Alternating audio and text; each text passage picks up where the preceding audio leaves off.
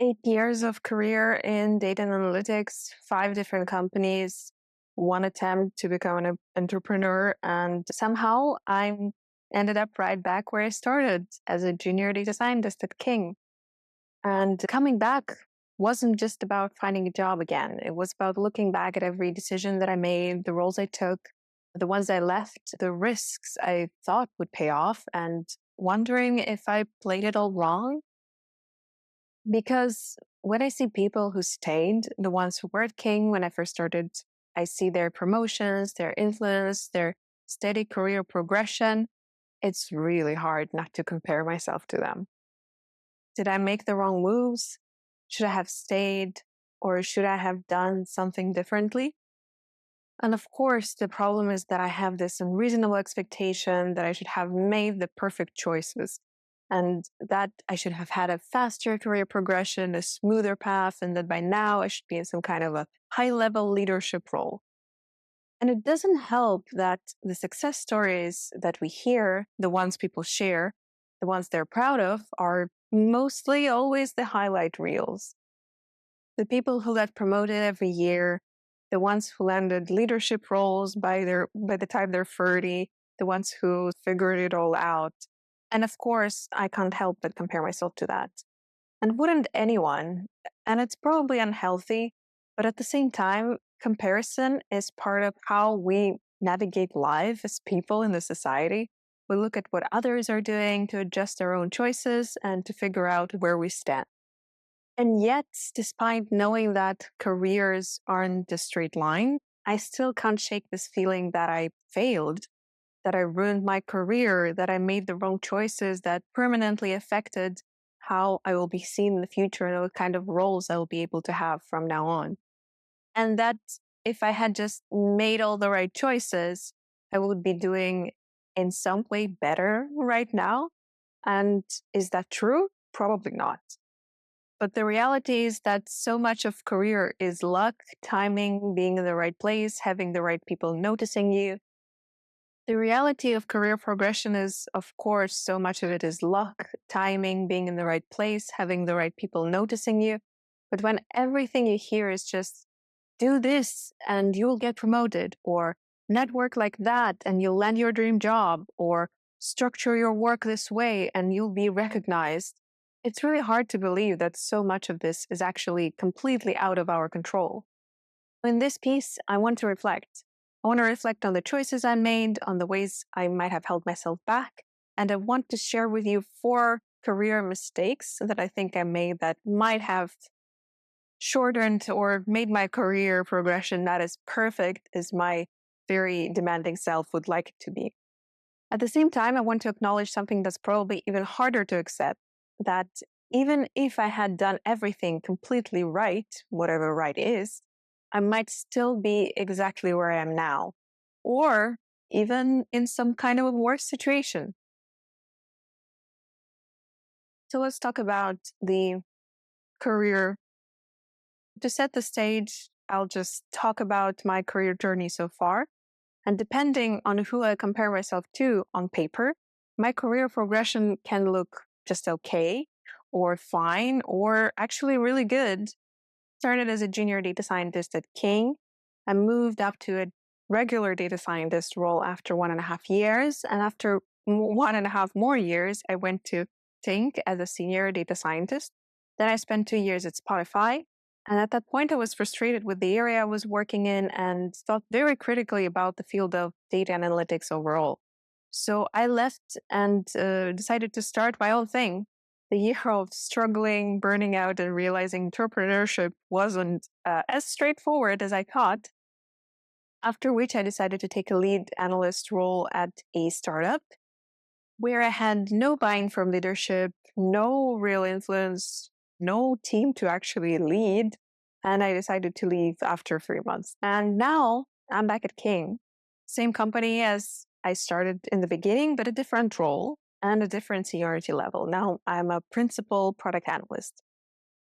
So now knowing the basis or where I'm coming from and what kind of things that I did, I want to discuss 4 major kind of mistakes that I regret doing during my career progression.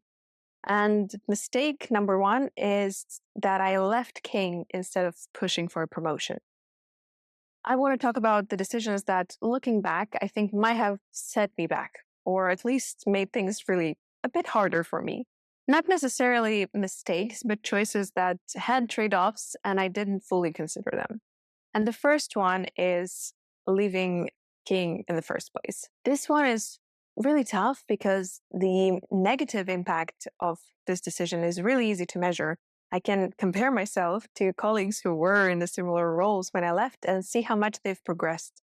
I see their promotions, their bigger roles, they are having more influence. But the benefits of making this decision and switching jobs are really hard to quantify. Working in different industries with different data stacks, with different team structures, different leadership, I gained more diverse experience, but it's impossible to measure whether that outweighs the alternative of staying in the company and easily or straightforward progression in the same company.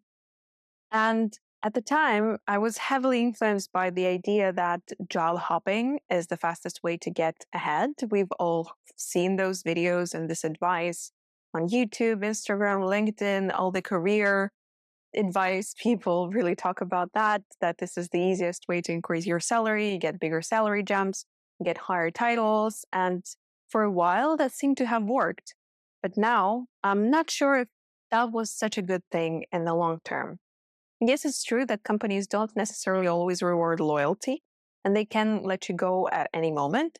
But at the same time, a huge percentage of leadership roles go to people who have been in the company for many years. So which one is actually the smarter move, to stay in the same company and push for career progression there, or to switch roles and switch jobs between different companies and get higher salary and higher title because of that? It's really hard to say, and I still don't know whether that was the right decision or not. I also still can't understand how would it affect my career in the future. The second mistake that I want to talk about is how I handled being laid off from Spotify.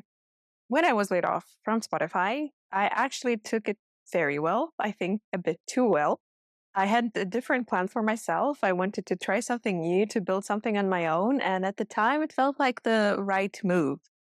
But looking back, though, it created a career gap that was a little bit too long, and especially a career gap in a very specific role. So even though I've gained experience in a field of building your own company and entrepreneurship, that doesn't translate to having experience as a data scientist or product analyst at all. And in interviews, when I was looking for a role again, I was questioned quite a lot about this career gap. And in some cases, it was a clear no hire factor for some of the companies. And again, there is absolutely no way to measure exactly how much it's hurt me. But without a profitable long-term business lined out, I regret treating it like a sabbatical. If I could go back, I'd tell myself to search for a data scientist or data analyst role right after being laid off, even if I still wanted to work on my own thing in parallel. That could have really helped me find a job easier, to have much more continuous career progression and outlook on the career from the perspective of other potential interviewers. And the reality is that career gaps are really seen as a risk. Some hiring managers assume that you'll leave again to become an entrepreneur. Some may assume that you'll be too difficult to manage or too opinionated, or try to bring that external experience that is not directly tied to your specific new role into the company. And they're not necessarily very appreciative of that. And some may think that you've simply forgotten how to do the job, even though it was just maybe a year of a gap. Still, companies are extremely picky now, and it's not the great market for employees. So I really regret that part. And of course, none of it is necessarily a hard truth, but it did make the part of re-entering the job market much harder for me. A third mistake that I think affected my career progression is underestimating the importance of a formal role and a formal seniority level. And speaking of roles and levels, this is something that I've been thinking about quite a lot. And in analytics, there's this endless debate about what a real data scientist is. If you work in product analytics, should you even be called a data scientist? Or should ML engineers and researchers get exclusive claim to this title?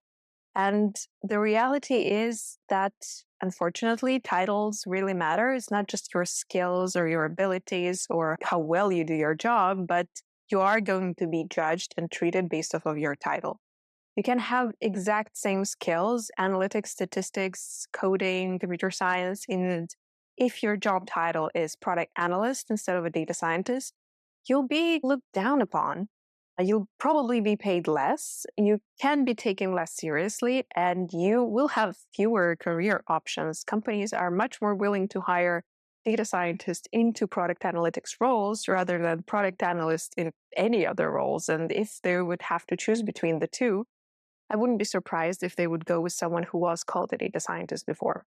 It doesn't make much sense, but data scientist role sounds cooler and more trustworthy to a lot of people, and it carries that weight. And agreeing to a different title, even if the job is exactly the same, can really have long-term consequences. And the same goes for seniority levels. From my experience working in a lot of different companies with a lot of different people tend to fall into two camps.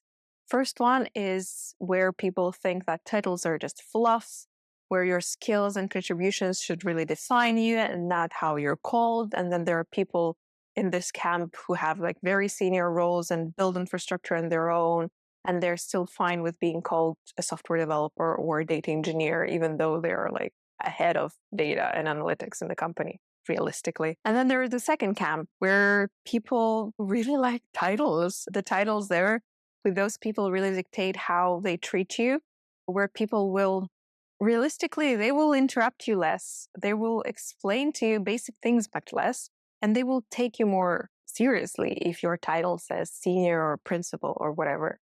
And I wanted to be in the camp number one. I wanted to believe that titles don't matter, that the competence should speak for itself. But too many times I've noticed that the moment I say that I'm senior or principal or whatever, suddenly I don't get interrupted as much. I get more space and feel like I have more weight in the room where I'm discussing some projects with people. And suddenly people start assuming that I know what I'm talking about.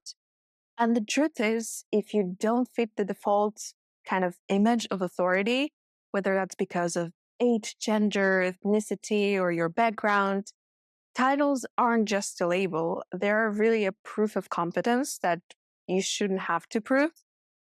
And I really hate how this works, but ignoring it has only made things harder for me. And I know from now on that even though some people will treat me like, oh, why do you want this title? Or why do you want this to say in your CV? I know how much impact that will have on my future career progression and how people will look at me. So I took it as a pretty important thing to start being very transparent and straightforward with the fact that I want a very specific title for my role. A fourth sort of mistake that I've made during the whole progression of my career is not taking the corporate game seriously and not playing it strategically. For most of my career, my approach was more of doing the job that was hard to do, doing it very well, sometimes going above and beyond because I'm interested in doing that, and letting it speak for itself. And even if I took any extra responsibilities, it was mostly the things that I enjoyed, like talks, public speaking, maybe sharing knowledge. But what I didn't focus on was having a deliberately planned career trajectory and actively seeking a promotion path and making sure that leadership knew my goals. So working towards that in a more structured way. I never thought about planning promotions like a strategy. I moved up by switching jobs rather than working towards promotion internally. Then last year, I had a conversation with a female head of data at a major Swedish company. And the way she structured her career was something I hadn't even considered before. When we had a conversation, I was at the startup where I was supposed to be building an analytics team. And she gave me some advice and experience that she had while she was building an analytics team in a different company. So she approached the team growth and career progression more like a business case. She had defined clear impact metrics, return on investment for the company, financial justification for hiring more people in her team, and a specific ask for how she wanted it to reflect in her title and in her promotions.